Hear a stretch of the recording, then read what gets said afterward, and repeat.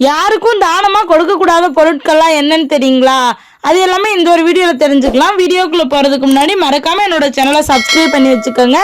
அது மட்டும் இல்லாமல் உங்களுக்கு பிடிச்ச கடவுள் யாரு அப்படிங்கிறதையும் மறக்காம கமெண்ட் பாக்ஸில் சொல்லிட்டு போங்க.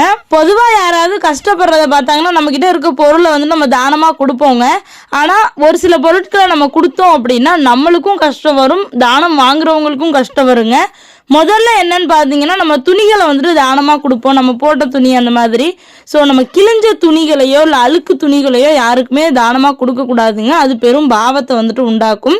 வீட்டில் இருக்க ஊசி இருக்கு பார்த்தீங்களா, அந்த ஊசியவும் யாருக்கும் தானமாக கொடுக்கக்கூடாதுங்க. வீடு துடைக்கிற துடைப்பத்தையும் யாருக்குமே தானமாக கொடுத்துருக்காதீங்க. துடைப்பத்தில் மகாலட்சுமி தேவி குடியிருப்பாங்க. நம்ம வீட்டில் இருக்க மகாலட்சுமி அவங்களுக்கு போய் சேர்ந்துருங்க. சமைக்கிற பொருட்களையும் யாருக்கும் தானமாக கொடுக்கவே கூடாதுங்க. பழைய அழுக்கான பொருள் எதுவாக இருந்தாலும் யாருக்குமே தானமாக கொடுக்கக்கூடாதுங்க. அப்படி நம்ம தானம் கொடுத்தோம் அப்படின்னா வாங்கிட்டு போறவங்களுக்கு துன்பமும் கஷ்டமும் வந்து சேருங்க.